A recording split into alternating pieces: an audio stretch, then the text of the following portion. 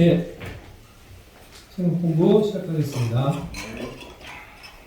예, 복음서 비교 성경 공부 두 번째 시간입니다. 오늘은 예수님의 출생의 비밀, 예수님의 출생의 비밀을 알고 계시나요? 네. 마태복음 2장과 누가복음 2장이 각각 다르게 기술되어 있습니다. 이제 헷갈릴 수 있죠. 또 이거를 동일 사건으로 보는 정말 오늘날에 정말 말도 안 되는 그런 것들을 우리가 바로 잡아야 될 필요가 있죠. 마태복음 2장은 그래서 예수님의 한 1, 2세, 한두 살 정도의 배경을 얘기하는 것이고, 누가복음 2장은 갓난 아기 때, 예수님이 갓 태어나셨을 때의 상황을 이야기하고 있는 내용입니다. 그래서 잘 우리가 공부해야 되겠죠.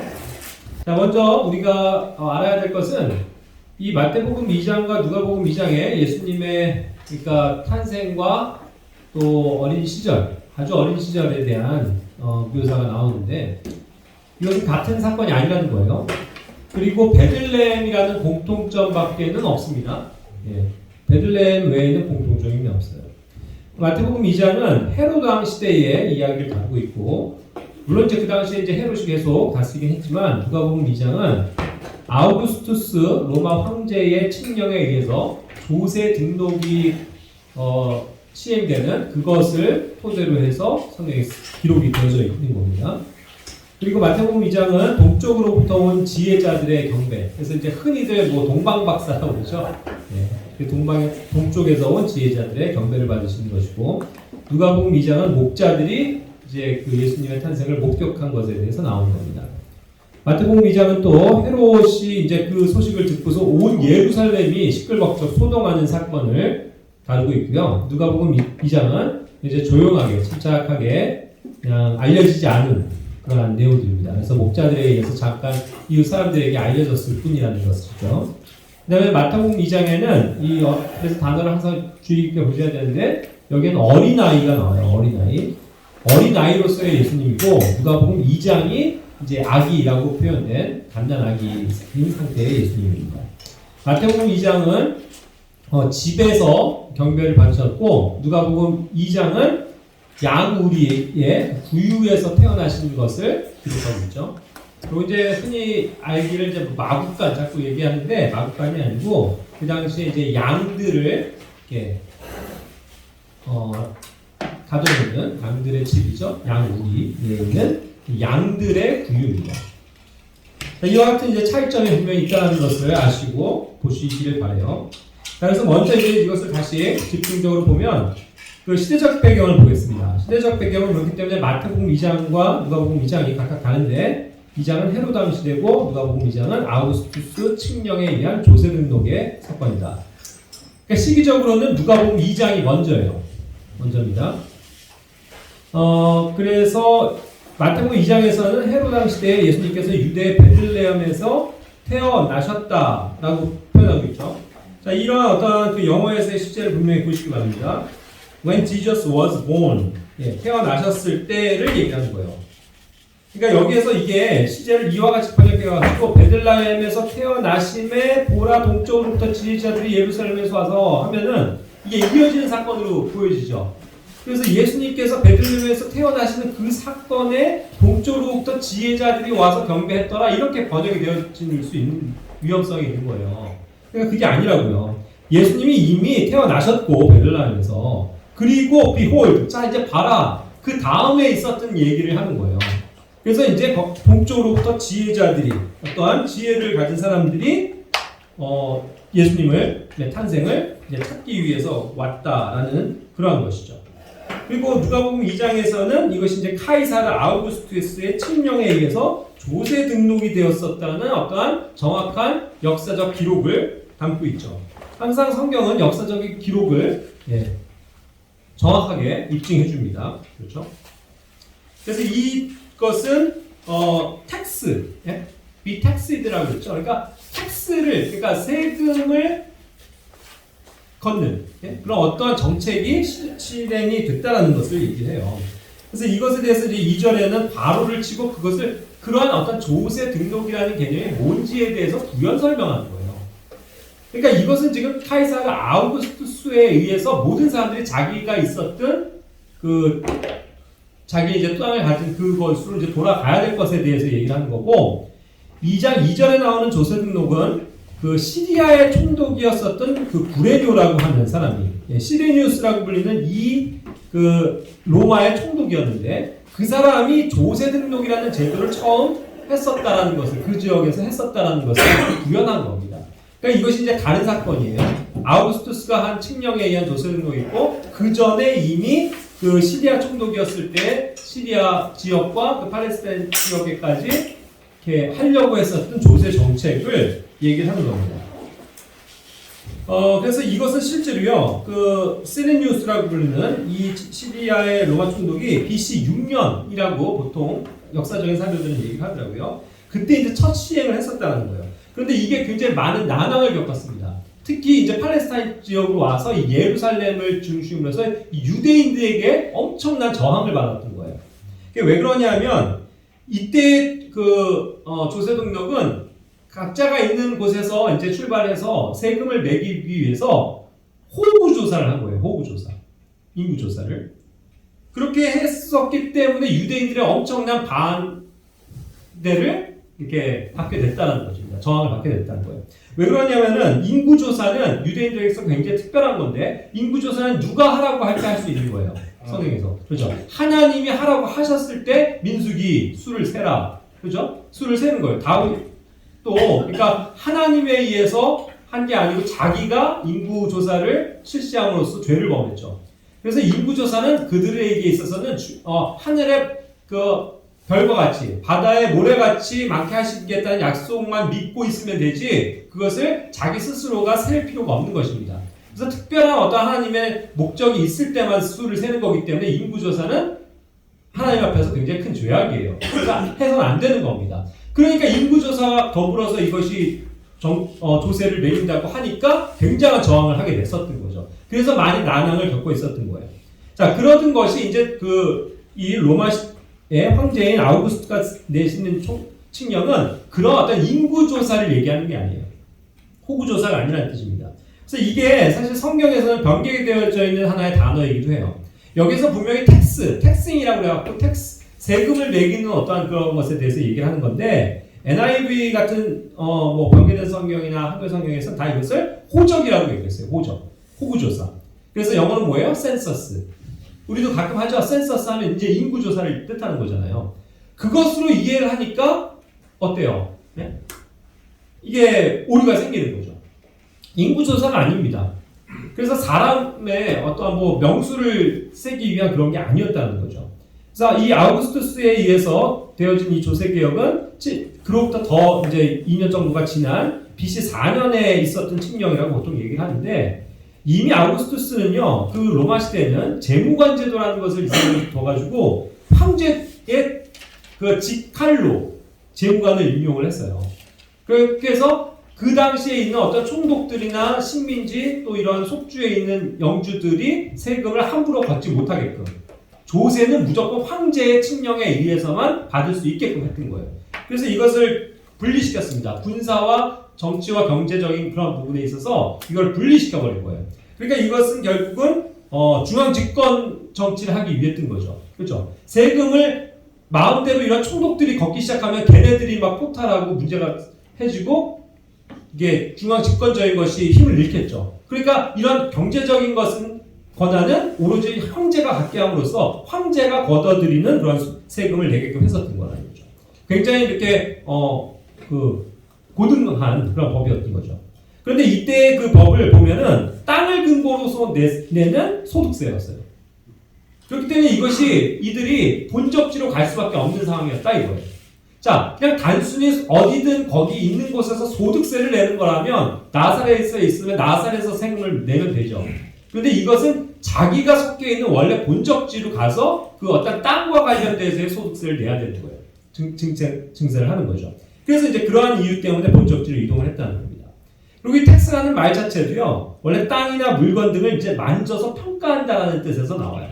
그러니까 분명히 이것은 어떤 물질적인 것, 어떤 물리적인 것에서 나오는 세금을 얘기를 하는 것이죠. 그런데 이것을 조금 더 조사를 해보면은 로마 시민은 그렇기 때문에 또 이 로마 사회는 굉장히 고등했었던 법이 있었는데 로마 시민뿐만 아니라 식민 시민들도 차등적으로 과세를 했던 거예요. 그래서 특히 식민지민은 10%의 세금을 이와 같은 황제의 칙령에 의해서 간접세로 받아갔습니다. 그래서 이것을 통해서 이제 군역을 면제받는 거예요. 자기네 자국 시민인 로마 시민은 원래 군역까지 해야 되거든요. 그런데 그것을 면제해주는 조건으로 식민지에서도 무리 없이 걷어들였었던 거죠. 10% 정도. 그리고 로마 시민은 거기다 더해서 세금을 냈었다고 해요. 왜냐하면 노예 해방세라고 해갖고 노예를 한 명 자기가 소유할 때마다 붙는 세금이 있어요. 되게 놀랍죠. 그리고 상속세, 오늘날의 상속세. 아버지가 죽으면 아들한테 그냥 상속이 되는 게 아니고 유대인들은 어때요? 그냥 상속이죠. 그런데 로마는 5%씩의 상속세를 걷어들였단 말이에요. 그만큼 어쨌든 고등했었던 조세법을 가지고 있었던 거죠. 이런 것들이 이제 사전의 어떤 배경이 조금 지식이 필요합니다. 예수님 시대에도 이것이 이미 시행이 됐던 거잖아요. 이미 이때 아우구스투스에 의해서 이미 시행되고 있었던 거니까 예수님이 이렇게 생애를 시작하실 때 그런 세금 문제가 그런 공격의 하나의 빌미로 제공이 됐었던 것을 보시는 거죠. 그러니까 어떻게 돼요? 카이사르에게 세금을 내는 게 맞습니까? 하면서 막 공격들을 했잖아요. 그죠? 그러니까 이미 그때 당시에만 해도 이러한 과세 정책이 실질적인 실효를 거두고 있는 시점이었다는 거죠. 이해하십니까? 그리고 이제 많은 사람들이 그 역사적인 사례를 보면 헤롯에 대해서 굉장히 불평과 원망이 많았어요. 불만이 굉장히 많았습니다. 왜냐하면 이 헤롯이 굉장히 포악했었던 사람일 뿐만 아니라 분봉함으로써 자기가 사실 걷어들여서 안 되는, 이제는 금지되어 있음에도 불구하고 막 자기가 여러 가지 명목으로 이제 세금들을 걷어내는 거예요. 헤롯 당원들을 시켜서. 그래갖고 이제 예수님 당시에도 그 헤롯과 이 헤롯 당원에 대해서 굉장히 못마땅하게 하고 또 그런 것들 세금을 걷어들이는 거에 대해서 아주 못마땅하게 받아들였던 거죠. 그래서 그런 세금을 걷는 사람들이 누구예요? 세리란 말이에요. 그래서 세리들을 굉장히 미워하고 싫어했어요. 로마 편에 붙어서 또 헤롯에게 붙어서 그렇게 막 각종 명목으로 세금들을 빼가니 자기들 하나님께 대한 의무만 다하면 되는데 자꾸 이런 걸 걷어가니까 그것이 자기들에게 불만이 있었던 거죠. 그러한 어떠한 그렇게 해서 이제 백성들의 여러 가지 생활에 이중고가 있었던 것까지도 역사적인 자료에서 볼 수가 있습니다. 자, 중요한 것은 뭐냐면 요셉과 마리아는요 원래부터 나사렛 사람이 아닙니다. 나사렛은요, 나사렛이라는 땅은, 이 땅은 굉장히 중요해요, 여러분. 나사렛 사람, 나사렛 예수가 되긴 했지만, 예수님은 나사렛 사람이 원래는 아니죠. 베들레헴에서 태어나신 유다 지파의 후손이죠. 그러니까, 베들레헴은 유다의 도시고, 다윗의 도시로서, 유다 지파가 상속받은 땅이라고요. 그러니까 거기에 유다 지파가 모여서 살아요. 그런데 갈릴리, 저쪽 나사렛 같은 데는 어떠한 지파에게 상속된 거냐면 납달리 지파, 스불론 지파 이런 지파들에게 해당되는 거라고요. 그러니까 거기는 그 지파의 후손들이 살고 있는 거예요, 원래. 그렇죠? 그런데 왜 이 유다 지파에 있는 마리아, 요셉이 나사렛에 있냐는 거예요. 그러니까 이것이 하나님께서 말씀하신 나사렛에 있어서 예수님이 나오시는 것에 대해서 이미 그런 것들을 이루시고자 그들을 어쨌든 보내신 거죠. 원래의 땅으로부터. 그렇죠. 그래서 이제 어쨌든 거기에 거주하고 있는 것은 맞아요. 그런데 이제 원래 그 마리아는 거기에 확실하게 거주했었던 것 같아요. 아버지를 통해서. 그런데 이제 요셉은 그것이 확실하진 않는데 오늘 또 그런 것들도 좀 추론해 볼 필요가 있겠죠. 그런데 어쨌든 정혼을 했잖아요. 정혼을 했기 때문에 남자는 여자의 집으로 자기의 본가에서 처소를 예비해가지고 데리러 가는 거잖아요. 지참금을 주고. 그렇게 해서 정혼이 되고 그 기간을 기다리는 기간을 정혼한 기간이라고 보는 거죠. 그렇죠. 그래서 완전히 marriage라고 하는 결혼이 아니에요. 정혼이라고요. 정혼. 그죠? 그런 상태에 이제 요셉은 나사렛에 와 있는 상태인 거죠. 자, 그렇기 때문에 지금 이 두 사람은 다윗의 혈통으로서 원래 분깃이 그 땅에 대한 소유와 모든 대대로 오는 자기 조상들의 땅을 함부로 팔 수 있어요, 없어요? 다른 집 하나 이런 데 못 팔아요. 성경적인 법이라고요. 그러니까 그걸 계속 가지고 있거든요. 그런데 이 조세 때문에 결국 어쩔 수 없이 타 지역에 있다가 그 조세 등록에 의해서 본적지로 갔어야만 했던 거예요. 세금을 내기 위해서. 그 땅과 관련돼서 근거를 대야 되기 때문에. 그죠? 그래서 어쨌든 서둘러서 그 자기들의 본적인 베들레헴으로 향하게 됐다는 것을 누가복음 2장 4절 또 5절에서 얘기해 주는 거죠. 이해가 되십니까? 그래서 나사렛에서 베들레헴이라는 자기들의 원래 태생지로 가게 된 거예요. 조세 등록을 위해서. 자, 이때 이제 마침 마리아는 어땠던 거예요? 성령에 의해서 임대가 되어지고 만삭인 채로 가게 됐었던 것을 이야기하는 거죠. 그렇죠? 자, 그래서 이제 마리아도 결국은 다윗의 혈통으로서 아버지가 이제 헬리로 오고 저번 시간에 배웠죠. 쭉 올라가다가 누구랑 그 왕의 그 계통과 겹친다? 누구의 이름이 중요하다고 그랬죠? 아니요. 그 다윗 이후에 다윗의 후손인데 누구였어요? 이래서 스룹바벨. 스룹바벨로 인해서 다시 돌아오잖아요. 그래서 스룹바벨이 결국 왕의 자손이기 때문에 왕가라는 걸 알 수 있는 거죠. 그래서 마리아도 결국 그쪽의 계보도 이 다윗의 혈통에 있다라는 것을 확실하게 해주잖아요. 그렇죠? 자, 그래서 결국 마리아도 결국은 그러한 면에서 아마도 유다 지파로서의 상속권이 있을 거예요. 그런데 원래는 다 남자에게 가는데 이 마리아에게는 특수하게도 아마도 남자 형제가 없었을 확률이 높아요. 그리고 그 아버지인 헬리가 죽으면서 상속을 결국은 같은 지파 안에 있는 이 요셉과 정혼하면서 요셉에게 가버리는 거죠. 그렇게 해서 그것이 없어지지 않고 어쨌든 이어질 수 있게끔 하는 무르는 방식이 성경의 율법이잖아요. 그래서 이제 아마도 그것 때문에 여기 2장 5절에 보면 자기의 정혼한 아내 마리아와 함께 조세 등록을 하러 왔다는 거예요. 만삭이면은 그 먼 여행을 할 이유가 있어요? 이 여자가 필요하지 않잖아요. 집에서 쉬는 게 낫죠.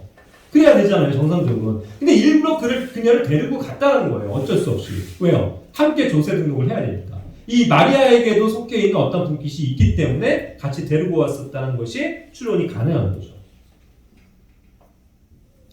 자, 그런데 이제 마리아가 만삭이 되기 전에 시점에 이런 사건이 있죠. 성령에 의해서 이제 잉태되어지는데, 이제 엘리사벳, 이종 사천이죠. 그의 소식을 듣고 엘리사벳이 있는, 사가랴가 있는 유다 땅으로 가요. 그래서 거기서 그녀를 만나고 있다가 돌아오거든요. 약 3개월 정도 후에. 그러한 이제 시점이 있어요. 그래서 이제 아마도 이런 것이 제 생각에는 요셉이 원래 이제 정혼을 했을 때는 당연히 마리아가 그 당시에는 그냥 처녀로 알고 있었던 거 아니에요. 그러고서 이제 이 시간 이후에 한 3개월 정도는 자기의 어떤 본토집이라든가 어찌됐건 함께 살 집을 마련을 하겠죠. 유대인의 어떤 전통 혼례상. 그렇게 해서 준비를 해서 딱 왔는데 아마도 이 시점이었을 것 같아요. 3개월 후에. 딱 보니까 마리아가 임신했다는 사실을 알 거예요. 그렇죠? 그래서 이거는 큰일 날 일이죠.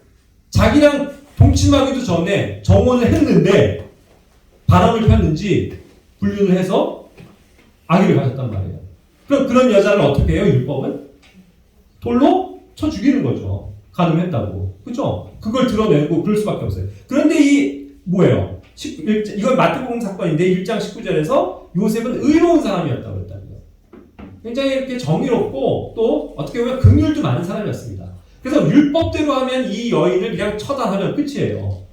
그냥 이 여자가 간음을 저질렀다 하면서 돌로 쳐 죽이면 되는데 그걸 드러내지 않고 그냥 조용히 파고다니려고 마음을 먹었다는 얘기예요. 자기가 직장을 가져오고 뭔가 이렇게 해서 그녀를 데리고 가기 전에 나 이 경우 못하겠어 하고 그냥 자기가 손해를 보면 이 사람이 욕먹는 거죠. 요셉이 욕먹고 마리아 살릴 수 있단 말이에요. 그렇게 의로운 어떠한 행위로 이 여인의 어떤 허물을 덮어주려고 했었죠. 사실은. 그런데 알고 보니까 성령님께서 계시하셨죠. 이게 데리고 가라. 취해라. 이 여자는 결국 성령님에 의해서 잉태된 것이고 그런 하나님의 뜻을 말씀해 주신 거죠. 그래서 그걸 믿음으로 받아들이고 이 여자의 정원한 상태, 결혼을 계속 유지한 거예요. 그러나 결국 알지 않았죠. 그러니까 어떠한 터치도 안 하고 그러한 순수한 관계로서 계속 진행이 됐던 거죠. 자, 그러나 어쨌든 시간이 차서 이제 만삭이 된 거예요. 그때쯤 이제 나사렛에서 베들레헴으로 먼 길을 여행해 와 있는 그런 상태인 거죠. 자, 그리고 이제 두 번째 항목에서 보면 방문자와 목격자에 있어서도 차이가 있습니다. 마태복음 2장 1절에서 보면은 동쪽으로부터 이제 온 지혜자들이 예수님을 찾아가는 그 장면이 나오죠. 분명히. 그죠? 그래서 이들은 어떻게 이것을 알고 찾아온 거냐면 저 동쪽에 있는 아주 먼 지역에 있는 사람들인데 어떤 별을 발견한 거예요. 근데 이 별이 굉장히 신기한 별이었어요. 갑자기 있지도 않았는데 뭐 아니면 뭐 원래는 잘 보이지도 않던 게 너무나도 선명하게 보이면서 이게 막 별이 움직이는 거예요. 항상 그 자리에 딱 어떤 시즌별로 나타나는 그런 현상이 아닌 이게 움직인다는 거예요. 움직이는 거예요. 크게. 그러니까 이거를 대번에 알아차린 거죠. 이들은 이 별에 대해서 연구하는 사람들인데 이 별이 특별한 별이라는 거. 즉 왕을 상징하는 왕의 별이라는 거. 그리고 어디의 왕이냐를 벌써 안 거죠. 예루살렘으로 온 걸 봐서 따라서 온 거니까. 이건 유대인들이 그렇게도 기다리던 메시아 왕의 별이다. 이걸 알고서 그러한 지식을 가지고 따라온 사람들이라고요. 그러니까 이 사람들은 성경에 대해서 구약 성경에 대해서 알고 있는 사람들이에요, 모르는 사람들이에요. 알고 있는 사람들이죠. 저 동쪽에 있는 이방인임에도 불구하고 알았었단 말이에요. 그럼 과연 이 사람들은 뭘까 대체가? 그죠? 일단 조금 생각해 봅시다. 그래서 그분의 별을 보고 이제 따라왔다는 거죠. 그런데 이것도 본 시점이 We have seen his star in the east. In the east. 그렇죠? 뭐예요? 이미 본 거예요. 지금 보면서 그냥 또 나온 게 아니라 이미 본 것이 있었고 그것에 따라서 이제 시간이 흘러서 계속 그거를 따라서 오고 있는 시점이 된 거죠. 그러니까 분명히 이것은 시간이 지난 겁니다. 현재 완료로서 이것을 본 것은 결국 그 전에 이미 왔었다라는 것을 이야기하고 그 별을 이제 따라오는 시점이거든요. 그것이 아마도 한 1, 2년은 걸린 것 같아요. 굉장히 먼 여정을 한 거죠. 그것이 이제 예수님이 이미 태어나셨을 때 별은 나타났는데 그것이 이제 왕의 행성이라고 해서 보통 목성을 얘기한다고 또 뭐 상도가 쪽에서 그렇게 얘기도 하는데 뭐 그게 중요한 건 아닙니다. 그 별이 분명히 있었던 거예요. 그래서 왕이 태어나셨구나 이걸 아는 거예요. 근데 그 별이 움직이니까 그걸 따라서 계속 따라온 거죠. 준비를 해서. 그게 약 1, 2년이 걸린 게 아닙니다. 그래서 이미 예수님을 만났을 때 나중에 보지만 어린 아이가 되어 있으셨던 거예요. 갓난아기가. 자, 그렇게 해서 그 별을 따라왔습니다. 자, 그래서 이들은 과연 누구일까를 생각하면 아마도 성경 구약의 능동한 지혜자였고 천문학 별을 살필 수 있는 지식을 가졌다면 아마도 동쪽에 있는 그 다니엘의 후손일 확률도 높은 거죠. 그러니까 뭐 후손이라는 게 뭐 직계를 의미할 수도 있겠습니다만 어쨌든 다니엘의 영향을 받은 사람. 왜요? 다니엘서 2장 2절에 원래 이 다니엘이 했었던 주요 업무, 그에게 맡겨졌었던 거는 마술이 아니죠. 그가 믿음을 가진 사람이 마술을 배웠겠어요? 아니에요. 마법사들처럼 그렇게 살았겠냐고요? 아니에요. 그걸 단호해서 거부했죠. 그런데 유일하게 그가 지혜를 가지고 했었던 거는 별을 살피는 일이었어요. 예, 첨성 학이죠. 예, 점성술 하면 이건 지금 문제가 되고 첨성학, 그죠? 별들을 관측하는. 그래서 그거에 대한 굉장히 지혜가 많았던 거죠. 그래서 5장 11절에서도 보면 그가 나중에 이제 느부갓네살 다음에 그 아들인 벨사살 왕 때도 이제 물론 이제 그 첫 번째 치즈에서 이제 내려왔죠. 그렇게 해서 여기 5장 11절에 보면은 마술사들과 별을 살피는 자들과 갈세할 사람들과 점쟁이들의 우두머리 마스터가 되어 있었다고. 그러니까 어떤 그런 면에서 어떤 그런 것들을 관할하는 하나의 부서가 있었는데 총괄해서 그 중에서 이 다니엘은 자기의 믿음을 따라서 별을 살피는 사람이었을 수 있고 거기에서도 이제 전체를 다 관장하는 우두머리가 되어 있었던 거겠죠. 그러니까 이 별을 관측한다는 건 그들에게서 굉장히 중요했던 거예요. 더군다나 메시아가 태어날 거 항상 그렇고 유대인들은 별에 대해서 굉장히 높은 학식을 가졌었기 때문에 이 별이 나오면 메시아가 오신다. 이렇게 이제 그들이 전승이 되고 했었던 것이 아닙니다. 그래서 그런 어떤 지식을 가진 그런 반유대인의 후손이라든가 어쨌든 그런 거에 있어서 어떠한 하나님을 두려워할 줄 아는 사람들 그런 사람들이기 때문에 따라온 거겠죠. 그래서 유대인들의 왕이 어디 계시냐 하고 물어보잖아요. 이미 그것에 대한 분명히 지식이 있었던 사람들이라는 걸 알 수 있는 거죠. 자, 그런 반면에 누가복음에서 뭐예요? 그 지혜자들이 안 나와요. 그리고 뭐예요? 목자들이 나오고요. 근데 목자들이 나오는데 들에 거하면서 밤에 자기 양떼를 지키고 있었다라 이거예요. 이게 뭘 의미하는지 아세요? 이게 방목이에요. 날씨가 따뜻하기 때문에 저 그냥 초원에 가서 야영하면서 밤을 지새면서 양들을 목양하는 그 시즌이란 말이에요. 그러니까 이 시즌은 이스라엘에게 한 시즌밖에 없어요. 봄 시즌에서 여름까지밖에. 이해가 되세요? 네. 그러니까 오늘날에 뭐 눈 내리는 막 마국간에서 예수님이 막 추운 데서 태어나시고 이런 거는 완전 허상이죠. 그러니까 우리는 성경을 정확하게 알아야 돼요.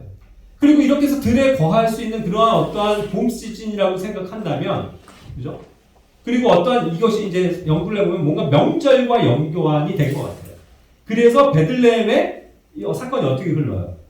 묵을 여관조차 해도 묵을 데가 없었다고 그러죠. 그만큼 전 세계적으로 많은 지금 사람들이 와 있는 거죠. 특히 유대인들이.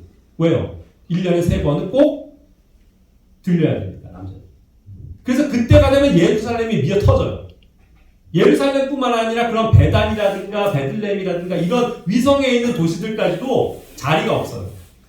우리도 그러잖아요. 무슨 소도시에서 무슨 거대한 뭐 망국발라망 같은 거 하면 있는 도시가 다 숙박업소가 다 만석이 돼버리잖아요.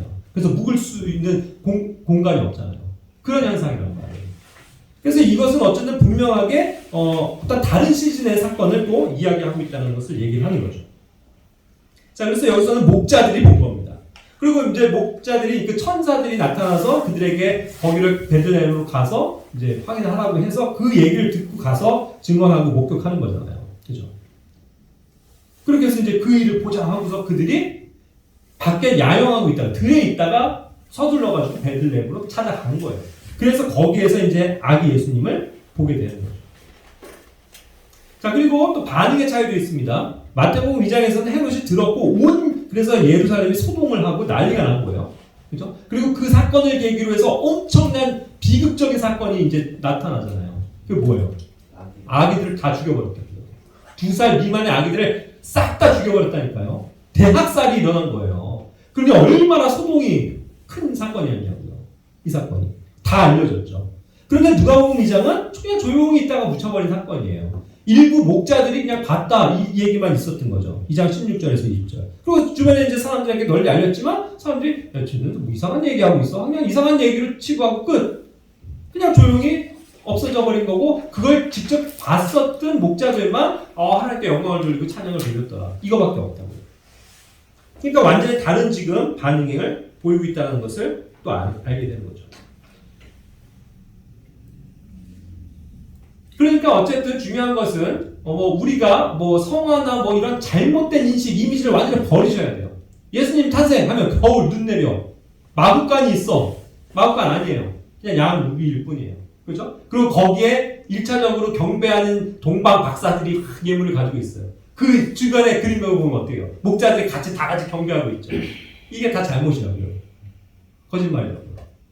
그리고 순차적인 것도 아니었어요. 이 사람들이 먼저 경배하고 가고 그 다음에 목자 들어와서 경배했다. 이것도 아니라고요. 다 다른 사건을 이야기한다는 것이죠. 아시겠어요? 시즌도 그런 게 아니고 들에서 야영을 하면서 목양을 하는 그 시점. 봄 시즌. 그래서 우리는 이 예수님의 절기와 관련돼서는 오순절이었을 확률이 가장 높다라고 보는 거예요. 그래서 실제로 어떤 행성과 그런 것들을 추적하는 김명현 박사 같은 경우는 예수님의 탄생을 5월 14일로 봐요. 5월 14일이 예루살렘이 회복된 날짜예요. 그리고 메시아가 오신 날짜예요. 그리고 그 아까 얘기한 다윗의 행성이라고 하는 목성. 그것이 어떤 그 첨성에 있어서 그걸 연구해보면 그것이 2000년 전, 그러니까 BC 4년인가 이때에 가장 확실하게 그것이 움직이면서 이렇게 가면서 빛을 발했었던 그것을 이제 규명해내죠. 그걸 우리가 놀랍다 이런 거는 아니지만 어쨌든 많은 것들이 그런 것들을 증명해 준다는 것이죠. 이해하시죠? 자, 그래서 이제 차이점은 뭐냐면 예수님의 묘사에 대한 차이도 분명히 있어요. 그것이 뭐예요? 마태복음에서는 예수님을 어린 아이, the young child라고 불렀고요. 그 다음에 누가복음에서는 분명히 아기 해가지고 the babe라고 얘기해요. babe가 뭐예요? baby예요. baby와 the young child는 분명히 다른 거죠. 누가 더 나이가 어려요?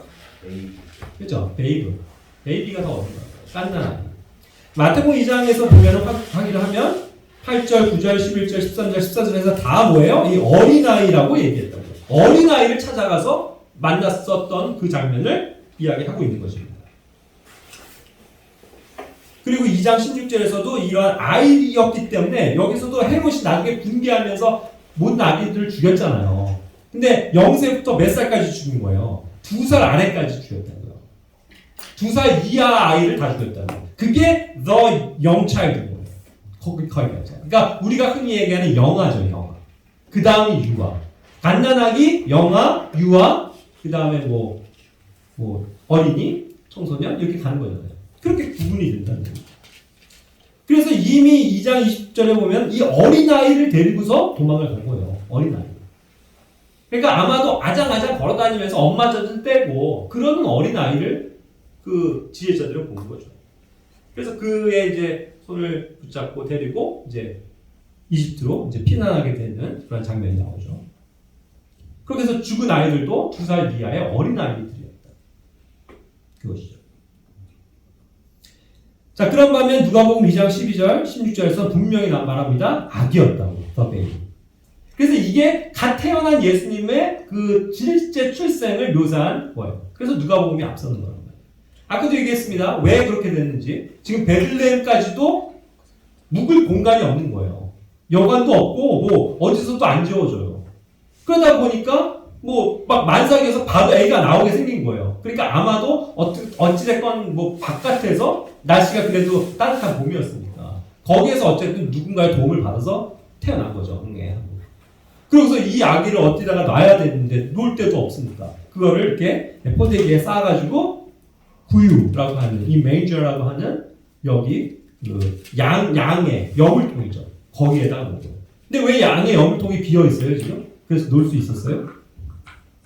밖에 들판. 네. 그 양들이 이미 다 저 들에 나가 있거든요. 아까 얘기했잖아요. 방목하고 있었다고요. 그러니까 이제 양들이 그 도시 안에 남아있는 시즌이 아니에요. 그러니까 양에 우리가 비어 있다고요. 그러니까 아마 거기에서 낳으시고 거기에 있는 여물통을 깨끗하게 네. 거기를 이제 깨끗하게 비워가지고 위생은 또 중요하니까 그렇게 그 포대기에 싸가지고 거기에 다 놓여놨었던 그러한 것을 이야기해 주는 거죠. 성경은 굉장히 재밌어요. 뭔가 추리를 해나가는 이 스릴이 있잖아요. 네? 아무것도 모르고 멍멍적으로 그냥 그림만 보고 사람들이 얘기하는 거 보면 12월 25일 탄생 이러고 있으면 안 된다고요. 성경이 무엇을 얘기하는지 이 두 사건이 왜 다른지를 정확히 알아야만 하겠죠. 그죠? 자, 이와 같이 이제 묘사가 다르고 그 다음에 이제 예수님의 계셨던 장소도 그러니까 차이가 있는 겁니다. 마태복음 2장은 분명히 집에서 경배를 받으셨어요. 그렇죠? 누가복음 2장은 그 목자들이 야무리의 그 구유 안에서 예수님이 놓여 있는 걸 봤다고요. 영통을. 그렇죠? 그러면서 하나님께 영광을 돌리면서 왔잖아요. 분명히 달라요. 그러니까 2장 11절에서는 마태복음에서 그들이 집으로 들어가서 안으로 들어갔단 말이에요. 이게 다르잖아요. 뭐 여관도 못 들어가가지고 있었던 그 2년 전의 사건이 아니고 지금은 이미 안정적으로 그냥 집 안에 들어가 있으시다고요. 마리아와 함께 이 어린 아이가 있었죠. 그리고 누가복음 2장에서는 여관에 그들을 위한 방이 없었다는 거예요. 그래서 어디서도 있을 수 없었기 때문에 밖에서 낳게 된 거죠. 여기서도 또 차이점을 보세요.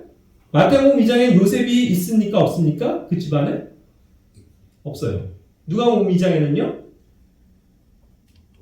있어요. 2장 16절에. 서둘러 가서 마리아와 요셉과 구유에 누인 아기를 찾았다. 이때 출생하고 낳고 아버지도 있는 상태였다고요. 그러니까 목자들이 다 그걸 봤어요. 그런데 지혜자들이 와서 경배할 땐 마리아와 어린 아이밖에 없었다고요. 그런 차이점도 있잖아요. 그럼 요셉은 어디 갔을까요? 어디 갔을까요? 제 생각엔 그거예요. 자, 베들레헴이 원래 자기의 그 도시란 말이에요. 그러니까 이제는 그런 시간이 지났고 안정적으로 어쨌든 있을 수 있는 집을 이미 구해놓은 상태고, 자, 그 시즌도 왜 그러면은 나사렛에서 왔겠냐고요. 그죠? 왜 왔을까요? 예. 6월절이든 다시 한번 오순절이건 장막절이건 절기를 지키러 온 거예요. 유대인의 신실한 남자로서. 그러니까 이제 경배하고 저기 예루살렘 성전으로 올라가겠죠. 참고로 예루살렘과 베들레헴의 거리는 6km밖에 떨어지지 않은 거리입니다. 그래서 그냥 조금만 몇 시간만 이렇게 걸어가면 갈 수 있는 거예요. 그러니까 여기에 있었단 말이죠. 그래서 이제 집이 여기에서 등장하는 거예요. 자, 이쪽 집에 대해서 또 좀 설명을 해보면요. 저는 그렇게 이제 추적을 해요. 요셉, 아까도, 요셉은 원래 나사렛 사람이 아니라는 거예요. 그죠? 원래 이 베들레헴에 적을 두고 있는 사람이 분명해요. 그래서 요셉의 본가는, 원래 아마도 베들레헴에 있었을 거예요. 그런데 여기에서는 어차피 임시로 거처할 집이었겠죠. 그래서 his own house가 아니거든요. 자기 집이 아니라 어떤 그냥 집에 있었다는 걸 얘기해요. 그러니까 그 말은 뭐냐면 그 전에 요셉은 여러 가지 사건을 통해서 볼 때 자기 집을 처분했을 가능성이 높아요. 자기 소유의 집을. 왜 그러냐면 나사렛에 이미 정원한 상태로서의 마리아가 있기 때문에 거기에서 그냥 어떠한 자리를 잡기 위해서라든가 어떤 그런 이유 때문에 처가가 있는, 그 헨리가 있는 그 나사렛으로 거처를 옮겼을 확률도 높은 거죠. 그래서 여기서 자기 집은 아닌 것 같아요. 그냥 집이라고 했지. 그래서 아마도 어쩌면 또 두 가지 추론은 가능하긴 한데, 첫 번째는 예수님은 그래서 태어나자마자 다시 이제 그 정결례, 그것이 이제 끝나고서 나사렛으로 가셨겠죠. 거기에서 한두 살, 1, 2세까지는 거기서 계시다가 지금 마태복음의 그 사건은 다시 어떤 뭐 명절을 지키기 위해서 그 아버지와 어머니와 함께 와 있는 그런 상태일 수도 있어요. 예. 그래서 아마 그러한 시점에 이제 본적지인 베들레헴으로 돌아왔을 것 같고, 이미 이때는 어찌됐건 처분했을 수는 있겠지만 다시 임시로 있을 수 있는 집을 얻어놨기 때문에 거기에 마리아와 어린아이가 편안하게 있는 상태였다. 그거죠. 그런데 1, 2년 전의 사건은 어땠다는 거의 상황은 다시 한번 기억하지만 누가복음 사건은 자기 집은커녕 자기 집이 베들레헴에 있으면 들어가면 되죠. 그렇죠? 그러니까 자기 집이 아니었다고. 그리고 그 당시에 베들레헴이면 다 자기 친척들일 거 아니에요. 친척 집에라도 갈 수는 있는데 왜 못 들어갔을까요? 그만큼 친척이 오고 먼 타국인이 타지에서 유대인이 왔고 유다 지파의 그런 자기네 사람들이 왔고, 그럼 당연히 이웃 사랑을 펼쳐서라도 누구라도 집에 들여서 빨리 아기를 낳게끔 해주고 도와줬어야 되잖아요. 그런 이웃 사랑이 철저하게 없었다는 거죠. 외면되고 있었던 사람들이에요. 그러니까 그들은 하나님의 말씀대로 살지 못했던 거죠. 그렇죠? 그러한 어려움을 겪는 사람을 긍휼히 여기지도 않았던 거죠. 그렇게 해서 결국은 여관에 가려고 하니까 여관에서도 만석이니까 판을 내줄 수 없었던 거죠. 그러니까 어쩔 수 없이 바깥에서 낳게 된 거라는 거죠. 그런 상황이었어요. 그러니까 이제 베들레헴에서 자기 집도 없고 친척집도 없고 여관도 없는 그런 상태. 그러니까 그만큼 또 오순절 명절과 조세 등록 기간이 겹치다 보니까 굉장히 많은 인구들이 지금 예루살렘 주변에는 포화 상태가 돼 있었을 것이다. 그러한 것을 유추해 볼 수 있죠. 그러니까 이제 그럴 때 이제 저기였고, 그 다음에 이제 그 마태복음 사건으로 돌아가서 또 이제 동쪽에서 온 지휘자들이 이제 그들에 의해서 이제 경배를 받았죠. 그 다음에 이제 헤롯 때문에 헤롯이 이제 아기를 죽일 것을 미리 계시해 주심으로써 이집트로 피신을 하는 거잖아요. 그렇게 해서 이제 다시 베들레헴으로 돌아올 수 있었는데도 돌아오지 않고 그 헤롯의 아들 헤롯 아켈라오인데 그 사람이 이제 유대를 통치하게 된다고 하니까 또 무서웠던 거예요. 어쨌든 그 아들이니까. 그래서 여기 있지 않고 갈릴리 나사렛으로 가자 해갖고, 물론 그것도 계시였지만 그렇게 해서 나사렛으로 가시게 된 거죠. 그 갈릴리 지역의 분봉왕은 그의 형제였던 헤롯 안티파스라고 불리는 그 사람이 통치하는 거예요. 그래서 이제 거기에 나사렛으로 정착을 최종적으로 하심으로써 그때부터 예수님이 나사렛 사람으로 불리게 되는 거죠. 이러한 하나의 그런 스토리가 있는 거예요. 그래서 이제 요셉의 나사렛 이주 배경 또한 보면은 마태복음 2장 22절 23절에서 보면은 결국은 어쩌면 요셉은 다시금 원래 이 조세 등록을 하면서 어차피 다시 그런 것들을 회복하면서 베들레헴으로 와야 되겠다는 생각을 했을 수도 있을 것 같은데, 그런데 어쨌든 꿈에서 또 이제 또 그렇고 이집트로 갔다가 또 왔을 때 베들레헴으로 가지 않고 나사렛으로 갈 것을 하나님께서 조명하셨기 때문에 그 말씀에 순종해서 이제 멀리 나사렛으로 가서 정착을 하게 되는 거죠. 그래서 이제 나사렛 사람으로 정해진 거예요. 그래서 오해를 받았던 거죠. 나사렛에서 무슨 선한 것이 날 수 있어 했지만 사실은 베들레헴에서 태어나셨고 예? 거기에 근원이 있으신데 하나님께서 그것을 일부러 나사렛으로 보내셔서 성경 예언을 성취시키셨다. 이거죠. 그렇게 해서 나사렛으로 가게 됩니다. 자, 이제 다 이렇게 정리를 했고 다시 한 번만 쭉 훑어드릴게요. 최종 정리입니다. 순서적으로 기억하세요. 출생과 관련돼서는요. 누가복음 2장이 먼저입니다. 그 다음에 마태복음을 읽으셔야 돼요. 그래야 사건의 순서가 맞습니다. 첫 번째 사건은 요셉과 마리아가 정혼한 겁니다. 그것이 나사렛에서의 정혼이었어요. 마리아가 분명히 거기에 있었기 때문에 둘 다 현재는 나사렛에서 살고 있었던 것이 맞겠죠. 그러니까 베들레헴으로 조세 등록을 해서 온 거겠죠. 그러한 상태고 두 번째가 조세 등록의 사건이 그 시즌에 공교롭게도 하나님께서 주신 거죠. 그래서 그것에 의해서 어쩔 수 없이 베들레헴으로 갈 수밖에 없는 상황이 됐다. 그런데 자기 본적지인데 또 요셉뿐만 아니라 마리아도 그것과 관련이 있기 때문에 함께 조세 등록을 하러 갔다. 그렇게 해서 베들레헴 다윗의 도시 유다 지파의 그 도시인 베들레헴으로 돌아오게 됐다. 둘 다 땅에 그런 소유권이 있기 때문에. 그랬을 때 아까 얘기한 것처럼 요셉에게는 그 헬리의 것도 이 마리아로 인해서 이 양이 되었을 것이다. 그런데 왔을 때 이미 만삭이었다. 그래서 베들레헴에 자기 집도 없었고 친척 집도 못 들어가고 여관을 찾자니 여관도 없어요. 그래서 그냥 바깥에서 아기를 낳아줄 수밖에 없었다.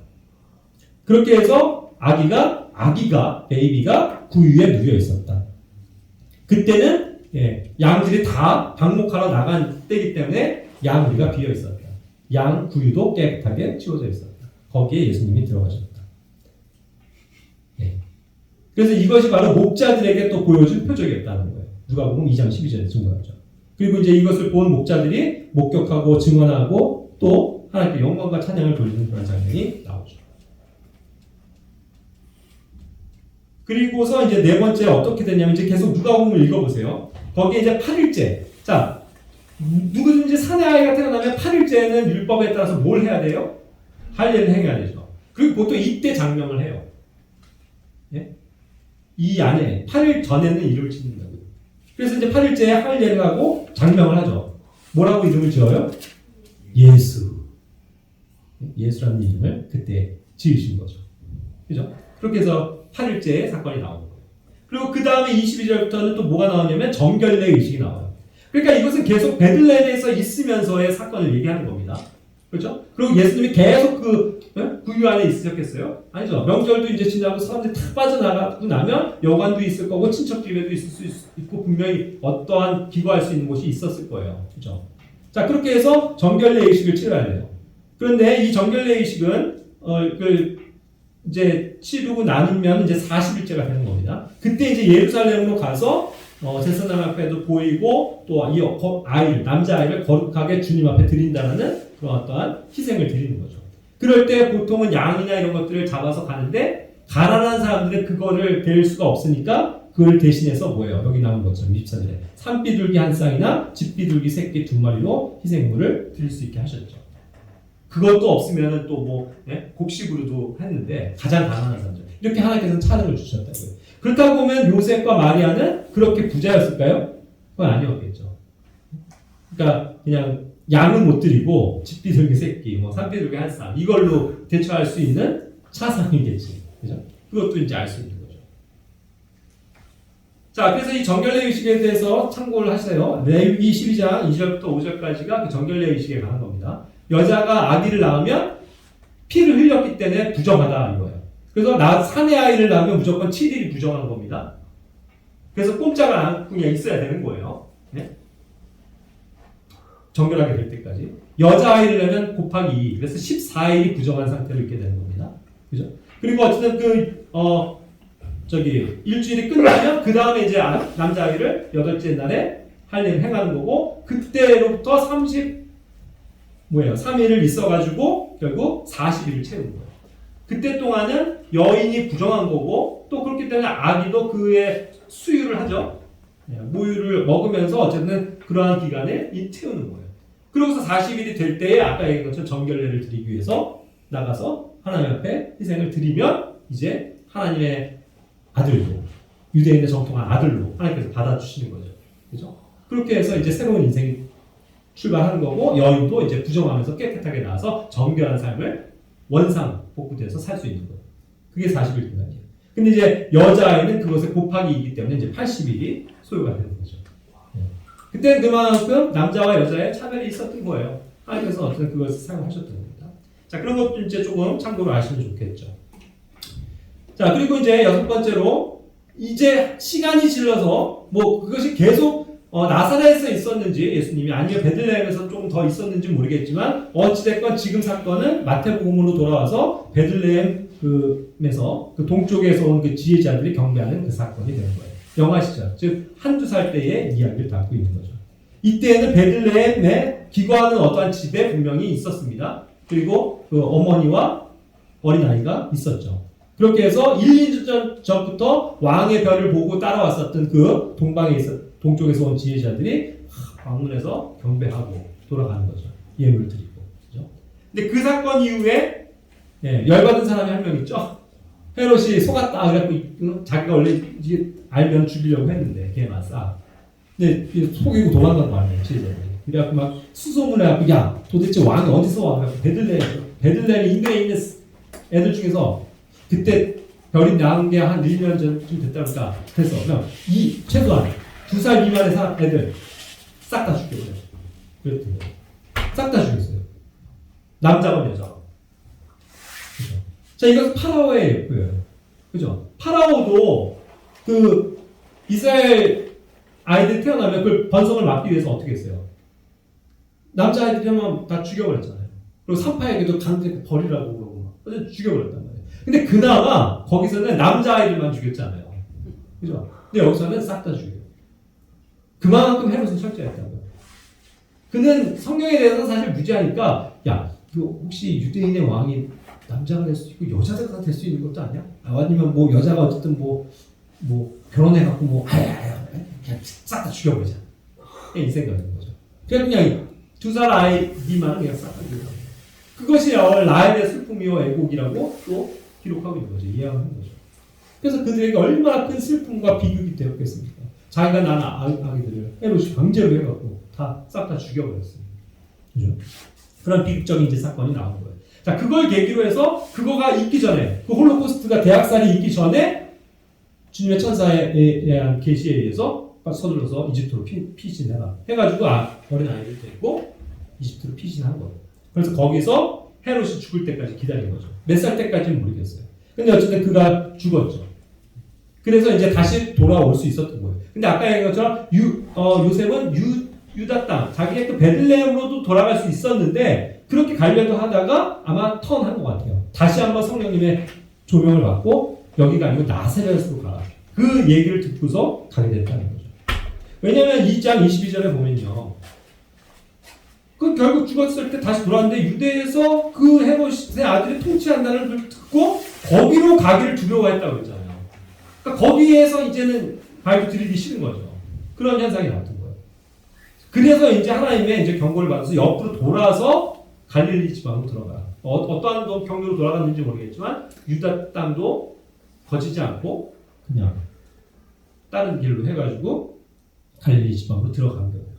그러니까 애초에 의도했던 건 다시 뭐 베들레헴으로 분깃을 삼고 살아가려고 했을 수도 있을 텐데 그게 아니고 철저하게 하나님의 명령에 의해서 갈릴리 나사렛으로 갔다는 거죠. 그렇게 해서 거기에서 이제 나사렛 사람으로서 사시게 된 거고 그래서 우리가 알고 있는 나사렛 예수 그리스도 그분의 삶이 시작되시는